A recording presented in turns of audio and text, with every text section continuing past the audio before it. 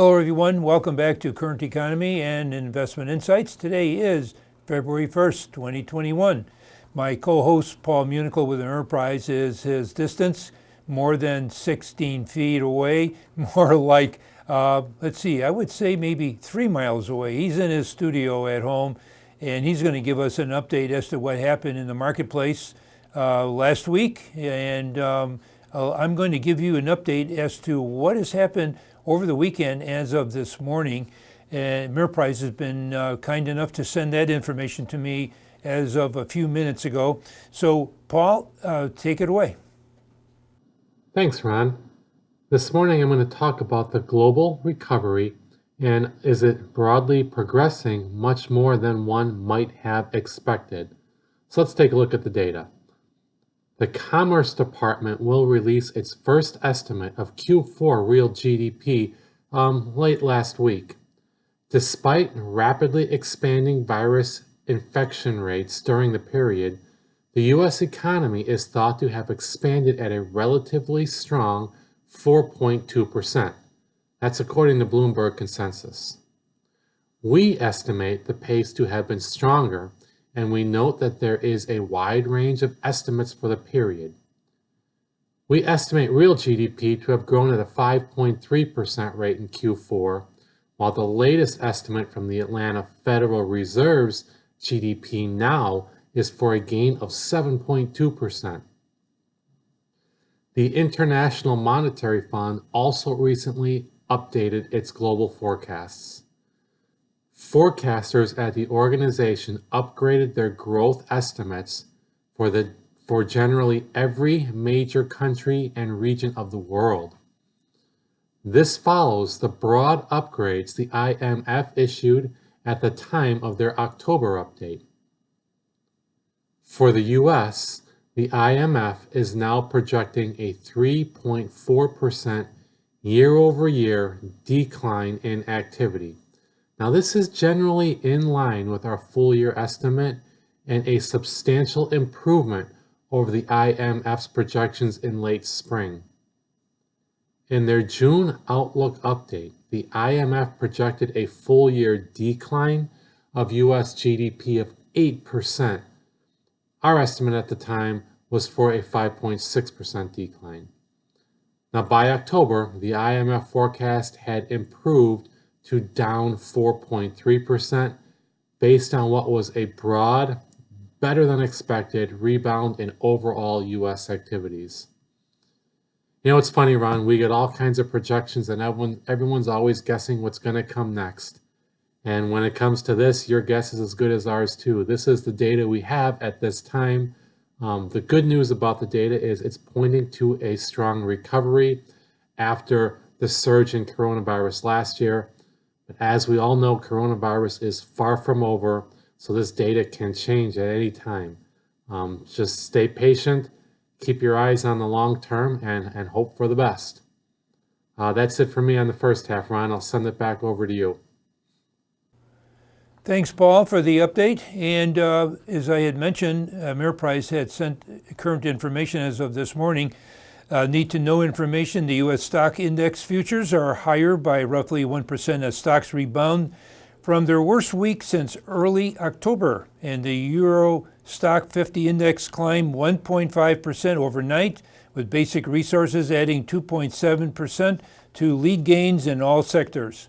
Now, silver is on track for best day in more than 10 years, with the precious metal trading above $29 an ounce, up more than 11% from Friday's close. And now, shares of Exxon, and Mobil, and Chevron are higher after reports that the two firms discussed a possible merger last year. Actually, that conversation has been going on for a while. So that information is going to pop with some direction very shortly. The year-to-date index returns are as follows. The S&P 500 is a minus 1.05. The Dow Jones is a minus 1.95. NASDAQ is a plus 1.44%. And we can see that things are very fluctuating at the moment, and we'll see what's going to happen for this week. being the first week of February. We're going to go to our show called Your Money. Stay with us. Paul usually has a topic on something very special, especially this time of the year. Stay with us, and we will be right back.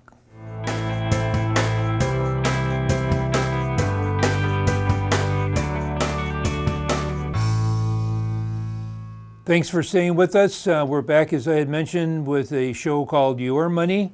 Paul has an interesting topic, and I'm going to let Paul take it away. Paul. Thanks, Ron. For the second half of the show today, I wanted to discuss, like we often do, financial goals, but I want to talk about some that we're hoping you can keep. A little bit on the easier side, these goals today. So let's begin. The start of a new year gives many people motivation to take a fresh look at their finances and focus on their goals for the future. But as the year progresses, this enthusiasm can fall to the wayside. So if you're someone who falls into this trap, there are steps you can take to stay motivated and set attainable goals for 2021 and beyond. Number 1, be specific and realistic. Setting aspirational goals, such as living the life you want in retirement or taking a coast-to-coast trip, it's exciting and can be a great place to start. Yet broad goals can quickly become overwhelming. So tangible ones can help you keep the commitment.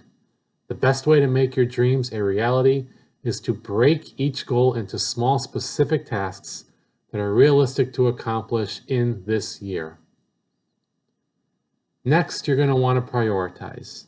So you're not alone if you have a myriad of financial goals. However, it can be hard to achieve them without focus or unlimited resources. Maybe pick 1 or 2 goals to start, tailoring your savings, time, and resources accordingly. If you have compelling priorities, such as saving for your child's education and your retirement, create a plan that will help you make measurable progress towards both. Remember, incremental changes and savings made over time can make a big difference in the long run. Next, you're going to want to set deadlines. Without target dates in mind, goals tend to drift. As you set deadlines for each task, consider adding a reminder on your calendar to keep the goal a priority throughout the year. If you fall short of what you want to accomplish, don't give up. Just adjust your dates and get right back on track. Next, maybe enlist family support. So if you're married or in a committed relationship, involve your spouse or partner in financial goal setting. If your goal is a family affair, consider including your children in the process.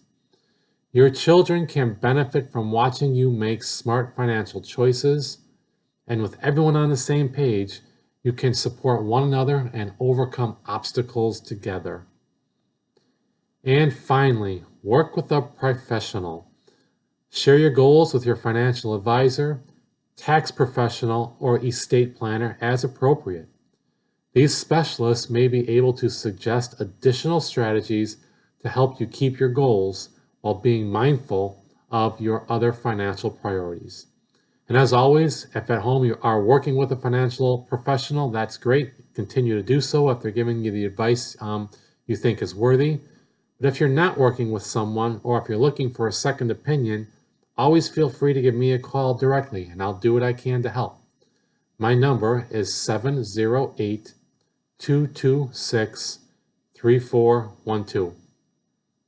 Hope everyone has a great week, is able to keep up with that snowstorm from over the weekend, and we'll be back next week with a new topic and show.